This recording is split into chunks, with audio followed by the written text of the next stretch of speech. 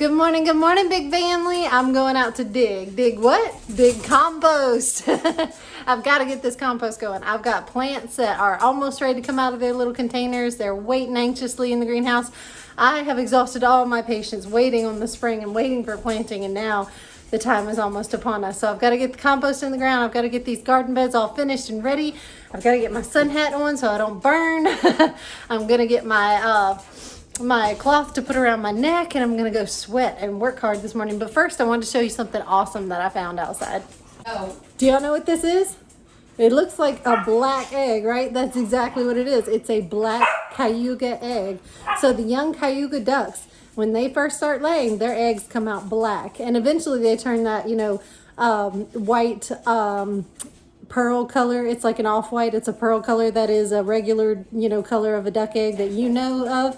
But at first they come out black, which I thought was so cool and unique. I've never actually seen it. I knew they did it when they were young. I knew they started out laying black eggs, but I never actually witnessed it. And that, my dears, is a black egg. That's so cool. Hi ho, it's off to work we go. Hi ho, hi ho, hi ho, hi ho, hi ho. Woo, fast forward and that's that. Aren't y'all glad I got enough to dig all that? Just snap and it's done like magic. Woo, that was every bit of a strenuous hard workout as it was last year. That was just as hard as it used to be, but oh, it's gonna be just as rewarding as it used to be too. It's gonna be even more rewarding than it was last year, so that was a good workout. I needed that. Let's get home with all this compost. Ooh, yeah, ooh, we just dug all that out of the back of the truck and laid it in here and just top dressed these beds. That is pretty. Thank you, Lovey, for helping me. You're welcome. Oh, hard work, but good work. Yeah. What? It looks good. It does. Yeah, I love it. I love it. Now let's smooth it out with the shovel.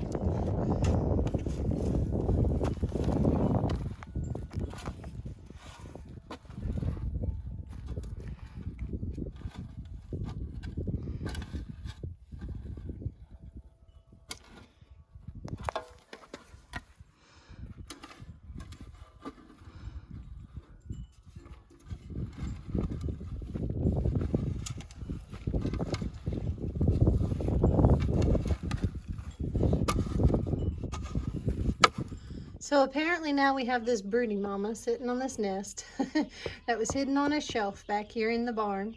Say hi, broody mama. Can't remember what she gave the Wyandottes name. And she's not a mean broody mama. She's very sweet. But I've known Wyandottes that we've had before to always be very good mothers. And I think she's going to make a good mama. She's sitting on a pretty good clutch of eggs there. It's going to be good. And this is the new solution that we needed for the baby area. So all the babies needed a bigger space, duckies and chicks alike. So she gave them this entire room in the barn.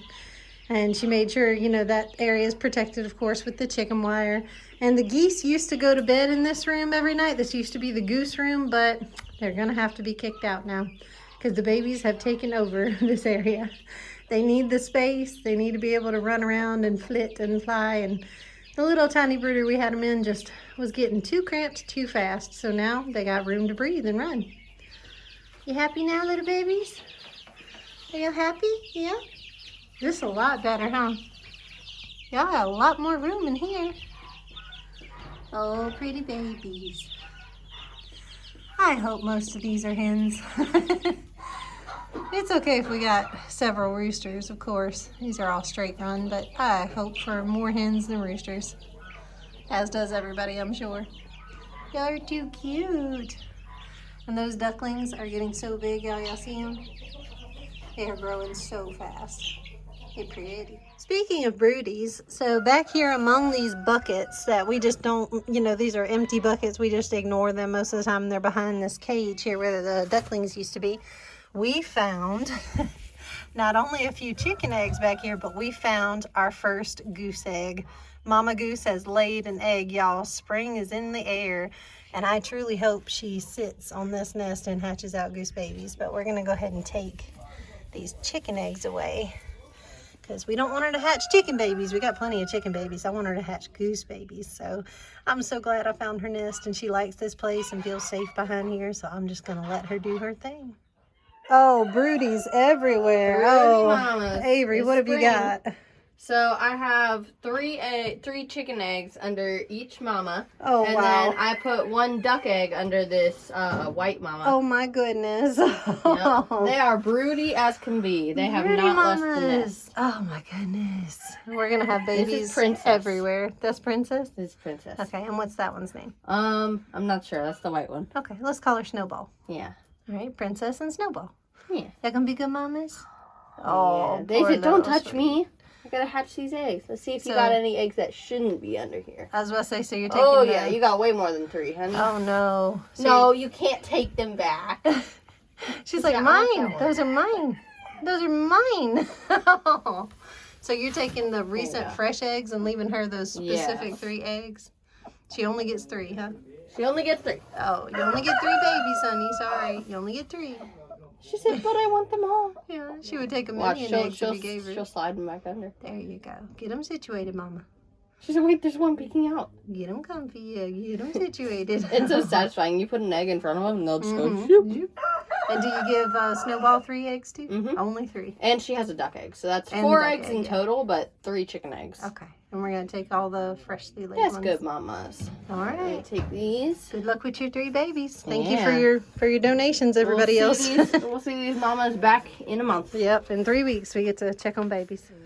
So everybody at home who knows how long it takes to hatch eggs, you know that chicken eggs take 3 weeks and duck eggs take 4. So what are you going to do about that conundrum with your broody mama? Because you got 1 duck egg and Yeah. 3 chicken eggs. So once the chick eggs hatch and like we have the little baby chicks, we can take the chicks or put them in a different area. Into a And brooder, then, yep. Yeah, into a brooder. And then she'll sit on that duck egg until it hatches. Yep. So they do kind of, it's not cruel like it sounds. They do kind of wonder where the babies Yeah. went, but I mean, we're going to put them in a safe place and we're going to raise them for her, and then she gets to sit and finish hatching out the duck baby, and she'll be so happy when the Yeah. duck baby hatches. She'll be perfectly content, and then she'll get off the nest and start feeding the duckling, and all Yep. will be well. No, I know that. So these guys are graciously helping me out. Those big logs I talked about that need to come off that trailer, for getting it done. Oh, y'all are so sweet. Thank you, thank you, thank you.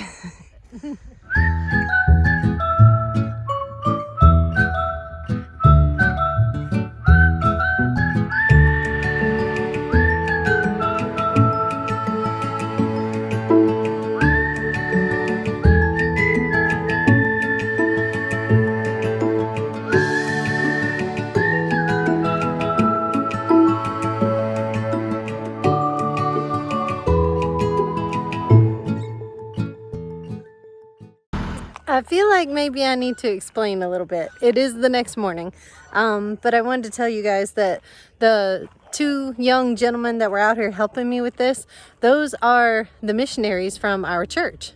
So they are so sweet, but they're part of their mission that they do. Part of what they do is they do service for people, and they do a certain amount of, service hours, or they ask members of the church or even non-members, do you need any help with anything? And they'll come over and help anybody with anything.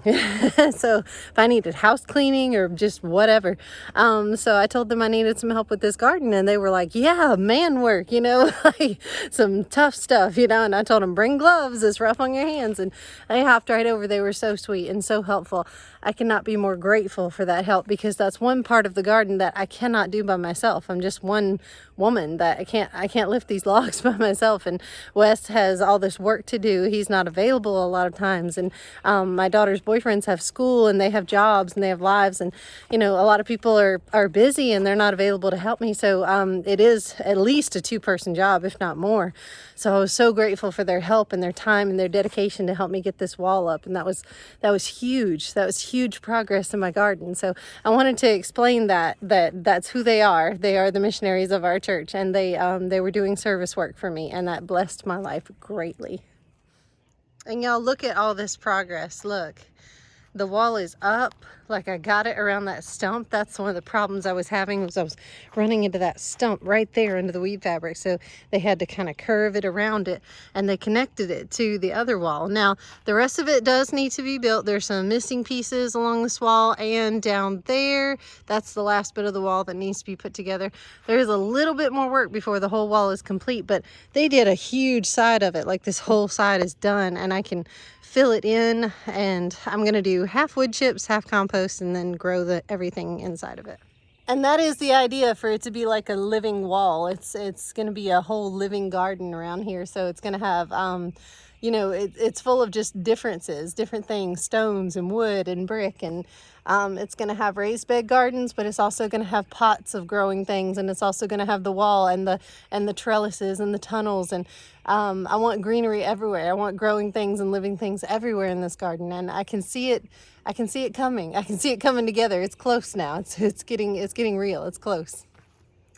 I did go ahead and mulch with wood chips around the roses because they're coming into their super growth season. They're hitting that growth spurt where they're just going to start putting on foliage and branches, and they're going to start growing like crazy. So I went ahead and mulched around them just to give them that protection from rain splash and everything, and it holds in moisture during the summer. It helps hold in moisture a lot, and it's just, mulching is really good for roses. So I am going to fertilize these and just let them grow, and that looks really good. I like that mulch around that brick. Just looks nice. And I have long since lost the tags of the names of the plants, and I feel so sad about that. So it's hard to keep up with these things, hard to keep up with name tags. I couldn't find a tag or a marker that would hold up to the weather and not wash off or wash away or get lost. I got to find some way to remember the roses. But even if I don't remember each individual name, it's okay. They're still going to be beautiful. They're still going to smell great. I know one is Crystal Fairy. You know, I sort of remember the names of what I had. I just don't remember which one is which. Another question for you guys. What do y'all think I should do with these green stalks? I know I'm going to plant them, obviously, but should I leave all there's parsley growing in one. There's lots of daisies. Y'all can see all the daisies everywhere. So it's full of daisies and herbs, but should I pull the daisies out and just make like an entire bed of daisies and just use the green stalk for strictly herbs? Or should I pull the herbs out and make the green stalk full of flowers? Or like, what do y'all think I should do? Because I have several green stalks, and I got to figure out like an organization pattern here. What am I going to do? Because it's kind of a mess right now. One thing I want to talk about that I find that a lot of people are kind of reluctant to talk about sometimes is losses. I'm not going to sugarcoat it for you. Losses on a homestead are great. You're going to have monumental losses. You will have monumental wins, but you'll also have monumental losses. And one of the losses that I suffered this week, thankfully it wasn't anything, you know, that most people would consider detrimental, but I cried over it. I had lost my seedlings, y'all. All those beautiful tomatoes, peppers, probably most of my eggplants too, and all the squash and like the summer veggies that I had started early. And I knew, I mean, it's a gamble. You know when you do it, you know you're taking the risk, and you know it's a gamble, right? I started them early. I did have them in the greenhouse, but y'all, the greenhouse was not going to save them. It got 25 here, 25 degrees.